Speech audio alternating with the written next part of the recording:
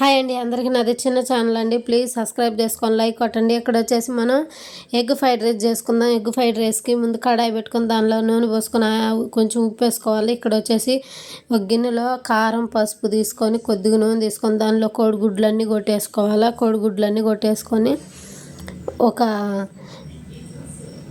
Whisker తీసుకొని బాగా beat చేసుకోవాలా.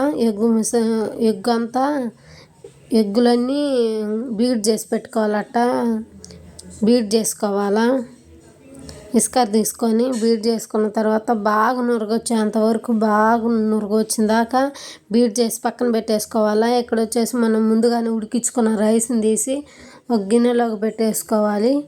ముందుగానే వండుకున్న రైస్ని తీసి ఒక గిన్నెలో పెట్టేసుకొని ఇక్కడ మళ్ళీ కడాయి పెట్టేసి ఆయిల్ వేసి దానిలో కొంచెం ఉప్పు వేసి ఈ ఎగ్గు మిశ్రమం ఇందాకలా బీట్ చేసి పెట్టుకున్నాం కదా, ఆ బీట్ చేసుకున్న ఎగ్గు మిశ్రమం అనేది దీనిలో వేసి బాగా ఫ్రై చేసుకోవాలి. మనం కొద్దిగా ఉల్లిపాయలు కూడా కట్ చేసుకొని సన్నగా దొరుకుని పక్కన పెట్టేసుకోవాలి.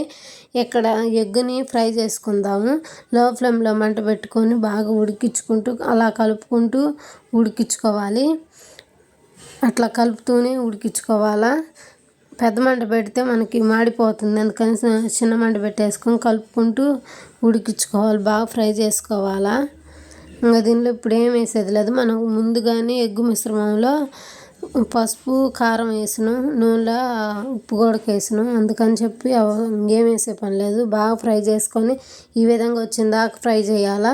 ఆ తర్వాత పళ్ళెంలో తీసి పక్కన పెట్టేసుకొని అదే కడాయిలో రెండు స్పూన్లు ఆయిల్ వేసుకొని సన్నగా తరిగి పెట్టుకుని ఉల్లిపాయలు ఉన్నాయి కదా, ఇందాక ఉల్లిపాయలు సన్నగా తరుక్కొని పెట్టుకోవాలన్నాం కదా, ఆ ఉల్లిపాయలు వేసి బాగా ఫ్రై చేయాలా.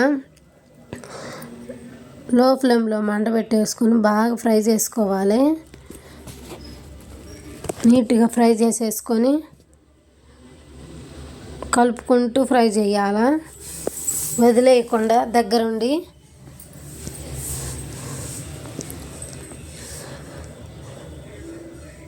ఈ ఉల్లిపాయలు ఫ్రై అయిన వెంటనే మనకి కొద్దిగా పసుపు, కొద్దిగా కారం, కొద్దిగా గరం మసాలా, కొద్దిగా చికెన్ మసాలా అన్నీ వేసేసుకోవాలా. అన్నీ వేసేసుకొని బాగా ఫ్రై చేసుకోవాలా. కొంచెం ఉప్పు, కొద్ది కారం, కొద్ది గరం మసాలా అన్నీ వేసి ఆ ఉల్లిపాయలు ఫ్రై అయిన తర్వాత మూత పెట్టి కలిపేసి మూత పెట్టేసినామంటే ఇలా వచ్చేసిద్ది. ఇలా వచ్చిన తర్వాత మనం కొద్దిగా జీలకర్ర వేసుకోవాలి. కొద్దిగా జీలకర్ర వేసుకొని కొంచెం జీలకర్ర వేసుకొని కొద్దిగా కొంచెం వాటర్ వేసుకోండి. బాగా వాటర్ వేసుకున్న తర్వాత కలిపేసుకొని కొద్దిగా ఉడకనిచ్చి తర్వాత మనం ముందుగా తయారు చేసి పెట్టుకున్న ఎగ్ ఫ్రై దీనిలో వేసేసుకోవాలా. ఎగ్ ఫ్రై అనేది దీనిలో వేసేసుకొని కలిపేసుకున్న తర్వాత అట్లా కలిపేసుకోవాలి. మొత్తం కలిపేసుకొని మనం ముందుగానే ఒక గిన్నెలోకి రైస్ తీసి పెట్టినాం కదా, ఆ రైస్ మొత్తం వేసేసుకోవాలా. ఆ రైస్ మొత్తం వేసేసుకొని కలుపుకోవాలి.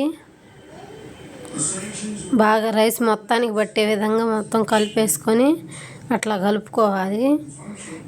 ఎగ్ ఫ్రైడ్ రైస్ రెడీ అయినట్టే. ఇంకొంచెం